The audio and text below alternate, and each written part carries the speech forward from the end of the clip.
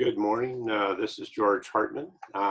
Getting ready to do the third reading from the autobiography book called Changed, written by Tom Cantor.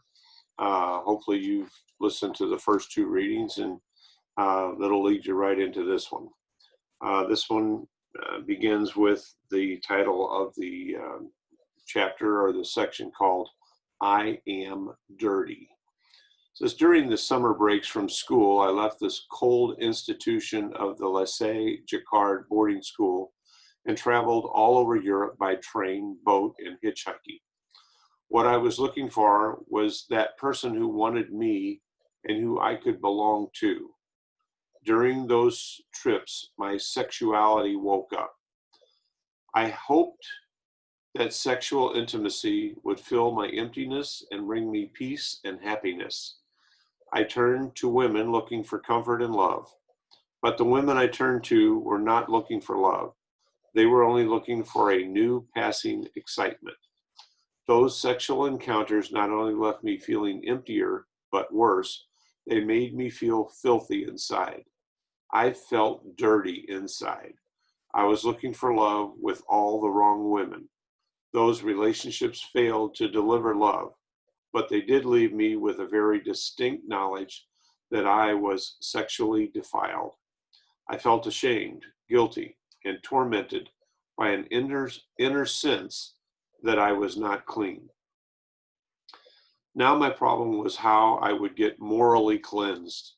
The feeling of being morally dirty was so strong that one night I walked into the dorm shower with a bar of white soap and washed and washed and washed for 2 hours, trying to scrub myself clean.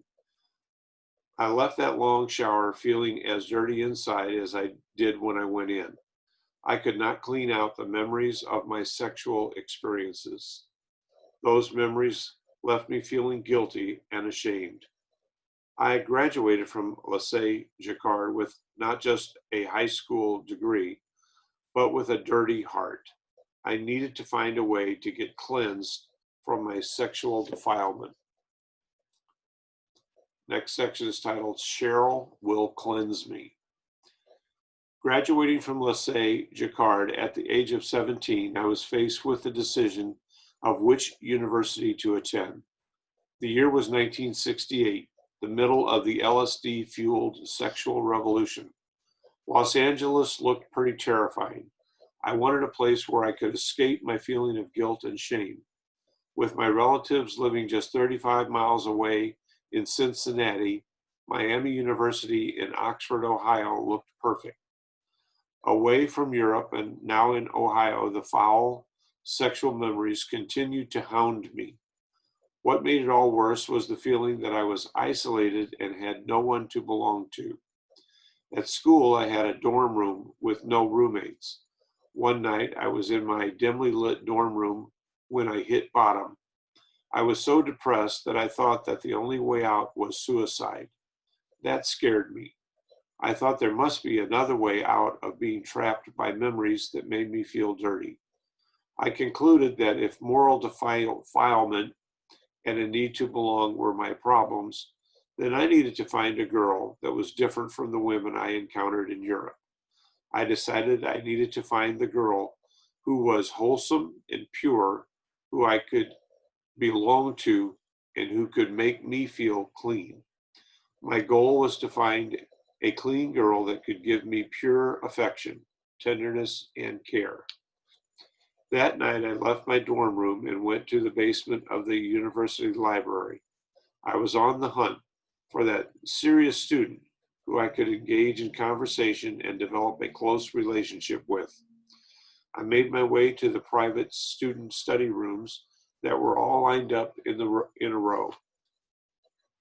Each door to the rooms had a square window that I could look into. A technician piped into each room the music that each student wanted to listen to while studying. I stood at the head of the row of rooms and looked at all those windows and said, perfect, window shopping. I slowly made my way, glancing into one window after the next. Finally, I found her. There she sat. She was pretty with blonde hair and blue eyes. She was modestly dressed. She looked pure and wholesome to me. Little did I know that in 16 short months, that girl would be my wife. I made my move. I put on a sheepish face. I gently knocked on the door and with self-assurance slowly opened it. She curiously looked up at me. I said, "Excuse me, I want to listen to the same music you are listening to, but there are no free booths available. Would you mind if I shared this room with you?" Which of course was not true because there were free booths available. Appearing to be sorry that there were no booths available, she agreed. I sat down across from her. The music was very strange. Motown music it was not. Smiling and somewhat pleased, she immediately asked me, "So, why are you also interested in African tribal music?" I did not know anything about African tribal music. I dodged her question and asked her what her name was and where she was from. Her name was Cheryl, and she was from Akron, Ohio. I saw she was studying French.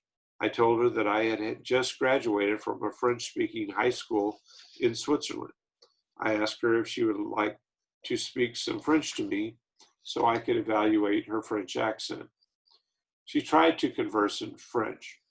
Seeing an opportunity to spend time with her, I told her that her accent was terrible and that I could help her with her accent, even though I knew I had a terrible Swiss accent. She accepted my offer. I found the friend I needed. I started talking about my family. I told her that my grandfather was an Orthodox rabbi. She was surprised. She looked closely at me and said, "You are Jewish?" I told her that I was. She told me that she was not Jewish, but that she was raised in a Jewish community and that she had many Jewish friends. She went on to tell me that she loved the Jewish people. That sounded ridiculous to me that anyone who was not Jewish would love the Jewish people. So I asked her why. She told me that her favorite book was written by Jewish people and that her favorite person was Jewish. I asked her which book it was and who the Jewish person was that she was talking about. She lifted a large, well-worn, leather-covered book. It was the Bible. She went on to explain that her favorite person was Jesus Christ, who was also Jewish. All I thought was, I hope I become her favorite person. The more she talked, the more I admired her as someone beautiful not only on the outside, but also inside. Clearly, Cheryl was the opposite of me. She was better than me. She was pure and wholesome. She was the person I was looking for. The next section is titled, We Fell in Love. The more I got to know Cheryl, the more I loved everything about her. I loved the way she looked and thought and expressed herself. We both wanted to spend time with each other. We talked on the phone for hours. Cheryl told me that she had pushed her bed across the room next to the wall phone to make it easier for her to spend hours on the phone with me. To have more time with her, I convinced her that her daily schedule was unorganized. Scheming, I offered to mesh our two class schedules together so that we shared all our common free times with each other. In short, I took over her schedule. She never objected. My thoughts were preoccupied with Cheryl and hers with me. Cheryl shared that whenever she called home to talk with her mother, all she talked about was me. Her mother got concerned and warned her, "Cheryl, don't lose your head over this boy." However, that warning fell on deaf ears. Our love was growing stronger and stronger each day. Desiring to spend our lives together, we began to talk about marriage. As a matter of fact, we could not have been more opposite. I was the unstable, insecure, defiled world traveler. She was the stable, sheltered, Midwestern, wholesome, pure girl. As my relationship with Cheryl continued to blossom, so blossomed a new hope in me that Cheryl was my path to cleansing.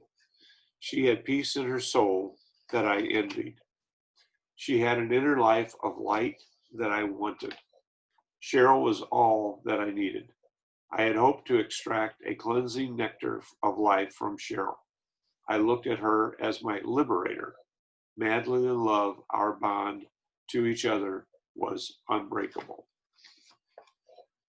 The next section is titled, She is Not Jewish, parentheses, my father, close parentheses. It was now my turn to share with my father my newfound love.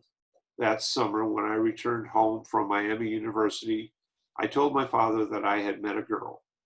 Quickly, my father turned to me with one question: Is she Jewish? My father did not want to know anything else about her unless she was Jewish. When I said that she was not Jewish, my father was livid. He asked why I did not follow his instructions to join the Hillel campus organization to find a Jewish girl. I did not tell him that it was too late. I had already found the love of my life, a non-Jewish girl, Cheryl. Now my father was determined to dislodge this non-Jewish girl from my heart, to forcibly drive a wedge between Cheryl and me. He called his friend, Dr. Herb Newman, to come with us on a 5-hour drive to Las Vegas. I had no choice but to go on the drive. My father and Dr. Newman sat in the front seat, and I sat alone in the back seat for what became an intense indoctrination. On the road and trapped in the car, I was strongly lectured that the history of the Jewish people is a history of the Gentiles murdering the Jewish people. They told me that no Gentile could be trusted. They rehearsed over and over again how the Nazis murdered the Jews and how all the Nazis were Christians. I thought to myself, Cheryl does not look like a Nazi to me. When we reached Las Vegas, they had actually accomplished with me just the opposite. I chose Cheryl. They finished their lecture with an order to me to break the relationship with Cheryl. That absolute order made my mind flash back to when I was 8 years old in military school. I thought of that other absolute order to not touch the fire alarm and how I took it as a challenge to do the opposite. I now took this new order to break up with Cheryl as a challenge to do just the opposite. My father was convinced that he had succeeded in persuading me to obey his order to cut the tie. And his parting words were, Cheryl is not Jewish. Little did my father know that the depth and the strength of my commitment and love for Cheryl was unstoppable. My heart dictated to me to defy my father's order to leave Cheryl. I could not and would not. The next section is titled, We Are Not Jewish, parentheses, Cheryl's mother, close parentheses. I returned to Miami University and spent a holiday with Cheryl at her parents' house in Akron. When Cheryl's parents saw that Cheryl and I were serious about each other, their attitude towards me changed for the worse. According to Cheryl, her mother had taken her aside and told her that their family was not Jewish and that Cheryl was not Jewish. Her mother warned her that a mixed marriage was destined for trouble. Her mother told her that a major problem was going to be which faith the children would be raised in. She said that I would insist that the children be raised Jewish instead of Christian. Like my father, her parents objected that Cheryl and I were not compatible. Her mother's words were, We are not Jewish. Little did her mother know that the depth and strength of Cheryl's commitment and love for me was unstoppable. Her heart dictated that she defy her parents' order to leave me. She could not and would not. The next section is, Will you marry me? I was 19 years old and Cheryl was 22 when I made the second most important decision in my life. She had already graduated in December 1969 and, unlike me, would not be returning to Miami University. She had moved back home to Akron, 250 miles from Oxford, Ohio. I could not bear the thought of that distance between us. With time running out, it seemed to me it was now or never. So, at 2 a.m. in the morning, in her parents' house, I asked her, Will you marry me? Cheryl said yes. And I'll read one more section here and then we'll close for today. The next section is titled Dashed Expectation. When Cheryl said yes, that she would marry me, that was the happiest moment in my life. I was so full of joy and hope for the future. At last, a union with her was going to liberate me from my own guilt, shame, and despair. I was finally going to be clean, but I could never have imagined what was to come next. From the height of great expectation, I fell to the depths of despair. In the same breath, when she said yes to my proposal, she gave me devastating news. With her head bowed and with tears running down her face, she told me that she had been raped and was now pregnant. Earlier that summer, when I was in California, Cheryl, as an international studies major, decided to travel throughout Europe with her best friend, Linda Adala, and another girlfriend. Cheryl never planned to travel alone, vulnerable and unprotected. However, shortly after arriving in Europe, Linda and her other girlfriend decided to change their plans and go to Spain, where Linda had been an exchange student. Not having any other options, Cheryl reluctantly was left to complete the rest of the trip unaccompanied. While staying alone in one of the accommodations in France, Cheryl was raped. That news shattered my world. I did not know what to say. I felt lost and confused. It was as if a bomb had exploded in front of me, and I was shell-shocked. But instead of running away, the opposite happened. Gathering my thoughts and emotions, I determined then and there that Cheryl and I would be together. We had already resolved, through all the waves of obstacles that kept coming against us, that we would not abandon each other, not now and not ever. Okay, one more section. Standing by Cheryl. I decided to drop out of school to be next to Cheryl, to be there for her. Ironically, this issue caused me to feel closer to Cheryl than I had ever felt before. In other words, this crisis tightened our bond together, making it even more unbreakable. Given Cheryl's condition, I was afraid that when her parents found out, that they would step in and take her away from me. With everyone asleep at 2 a.m. in the morning, I told her that we needed to run away immediately. We quietly gathered what we could and silently made our way to the car when Cheryl's brother woke up. He asked where we were going. We told him that we were running away to get married. He said, "Great," wanting to keep it a secret. We never told him that Cheryl was pregnant and how it happened. As we drove south to Cincinnati, it suddenly dawned on me that a baby was going to be born, loading on us the responsibility to raise a child. It did not take long for me to realize we were not at all ready to become parents. I was 19 and Cheryl was 22. We had no job, no place to stay, no family or friends for support, and no direction in life. I was terrified. I told Cheryl that it would be best for us to use adoption to place the baby in a good home.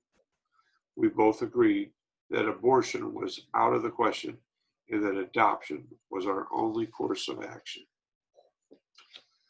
So I will continue reading this at the next reading. Hope you all enjoy this book. Again, it's called Changed by Tom Cantor. It's his autobiography. Tom and I have been in contact with each other. He's given me permission to read this book and post it on my Man Up, Men as Trees YouTube channel, which I hope you are enjoying. Not only this reading of this book, but the other videos of our weekly Zoom meetings that we're posting on that website or that YouTube channel. So again, hope you enjoy and see you next time.